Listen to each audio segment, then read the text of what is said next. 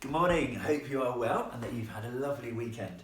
We're going to try and finish the book by the end of the week, so I might have to read 3 or 4 chapters later on, but that's no problem whatsoever. So today we're going to read chapters 20 and 21. Chapter 20, absolutely crackers.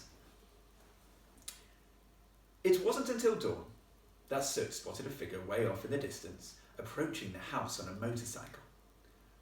Snow was still falling from the pale sky, though a little lighter than before. For a moment he wondered if it might be Alberta's motorcycle, but no, there was no sidecar, and it carried a big burly man in a suit and tie, his long brown coat flapping in the wind behind him like a cape. As soon as the ghost saw the figure approach the gates to Saxby Hall, he jumped down the chimney to tell Stella. "He's here!" exclaimed Soot excitedly, as he raced out of the coal chute and into the cellar. "Who? The policeman, of course." "Thank goodness," replied the girl, sitting up. "What time is it?" Being down in the cellar all night in complete darkness was extremely disorientating. Stella had no idea how long she had been asleep. "It's dawn. Still very early, milady." "Then there's no time to lose. Aunt Alberta is an early riser. We need to get to the front door before the detective rings the bell." "Then follow me, milady," replied Soot, and together they scrambled up the chute. The girl's heart was racing as she darted out of the kitchen and down the corridor towards the front door. Turning the handle, she hissed, "I forgot, the front door's locked, and Aunt Alberta's hidden the keys." "There must be another way in," replied Soot. Through the door, they could both hear the motorcycle's engine being turned off and the sound of footsteps trudging through the snow. "If he rings the doorbell, he will wake up Aunt Alberta," said Stella. She was in an awful panic, but fortunately Soot had an idea. "Then shout through the letterbox before he does," replied the ghost. The girl pushed open the brass flap and called through. Hello," she said. The footsteps stopped and a figure crouched in front of the door. All Stella could see was a pair of fierce eyes staring back at her through the letterbox. "Good morning, miss," said the deep, dark voice of the detective. "I am Detective Strauss of Scotland Yard." The man flashed up his police badge to the flap. "You are?" "Lady Stella Saxby," replied the girl. "Ah, yes. My colleague on the telephone told me. I must say you don't look like a lady," he scoffed. "More like some kind of urchin." "I'm so sorry, I haven't been able to wash and change. I've been locked in the coal cellar." "Have you indeed?" His tone was suddenly suspicious. Yes, I was. I'm not lying," replied the girl, though instantly she regretted saying that, as it somehow made it sound like really she was lying. "Thank you so much for coming. I can't tell you how pleased I am that you are here. But now that you are here, I don't quite know where to start." Her mind was racing, and the words were tumbling out. "You see, I woke up from a coma, and my Aunt Alberta told me..." The detective coughed theatrically. "Do you think it might be better if I take a statement from you face to face, miss?" Oh yes, of course, Detective Strauss, but... "Yes?" The man was sounding rather weary of all this now. "I don't have the key to the front door." "You don't have the key?" snorted the detective. "Yes, no, I don't have it. I'm terribly sorry, sir. I did have it, but my aunt's great Bavarian mountain owl snatched it off me." The detective chuckled to himself and sighed.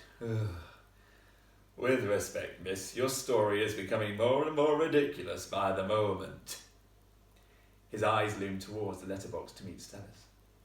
"So it's just another silly little nipper with an overactive imagination. Wasting police time is a serious offence." Stella turned to Soot for help. He tried to give his best supportive smile. She didn't dare mention to the detective that she had the ghost of a chimney sweep helping her. If she said that, then he would no doubt think she was absolutely crackers. I'm not wasting your time, Mr. Strauss, pleaded the girl. Detective Strauss, miss, he corrected. Detective Strauss, sorry. You can get through the garage door, suggested Soot. Oh yes, thank you, Soot, she replied without thinking. Who on earth are you talking to, miss? Demanded the detective. Nobody, spluttered Stella. I mean, myself. Do you always talk to yourself? It's one of the very first signs of being nuts. Never, she replied. I mean, sometimes. Actually, just then. That's the one and only time. If you'll excuse me, miss, I'll be on my way, said the detective curtly, before turning to go. No, don't go, please, begged Stella, calling through the letterbox. Walk around to the garage doors. They are at the end of the house, to your left. I can let you into the house there. If this is just more of your nonsense, I will have no option but to place you under arrest. No, I promise you it's not nonsense, pleaded the girl. It better not be, the detective replied in a very grave tone. Chapter 21. A crime thriller. The detective paced around the wreck of the Rolls-Royce. Stella had a good look at him now. Strauss was a portly man with thick framed glasses and a shock of wiry black hair. On his upper lip sat a bushy moustache, not unlike a big hairy caterpillar. He very much looked the part of a detective, and could have stepped straight out of a crime thriller.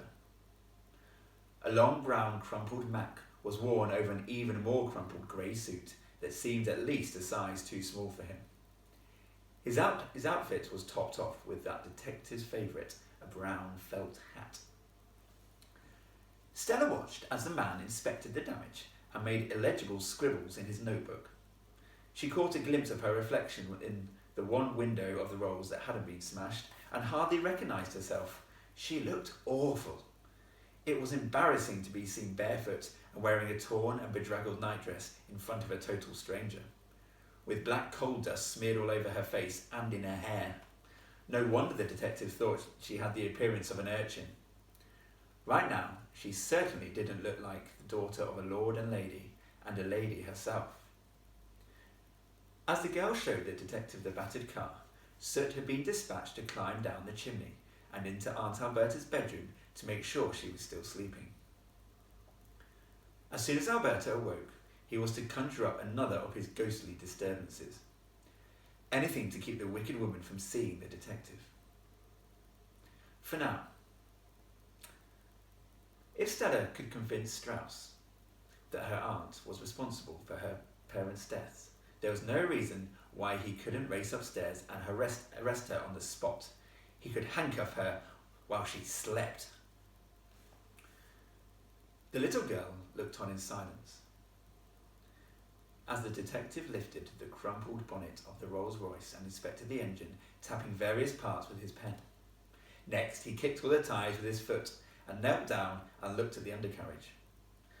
Stella wasn't sure what was being achieved by all this, but assumed as Strauss was a detective, he must know best. Finally, he rose to his feet and announced, "Well, miss, after a thorough inspection of the motor vehicle, I can conclude that this was nothing more than a tragic accident. If you will excuse me, I will be on my way back to Scotland Yard." "It wasn't an accident," pleaded the girl. "Why ever not?" The detective rolled his eyes. "Because I believe my papa was poisoned." This stopped Strauss in his tracks. "Poisoned, you say?" "Yes," spluttered the girl. Stella was certain of it, but still felt very nervous saying it. The detective pulled his glasses down and peered over them deep into Stella's eyes. It was clear she had really caught his attention. "Miss, you and I need to sit down so you can tell me absolutely everything you know." I will try and read 3 chapters tomorrow. Enjoy the rest of your day.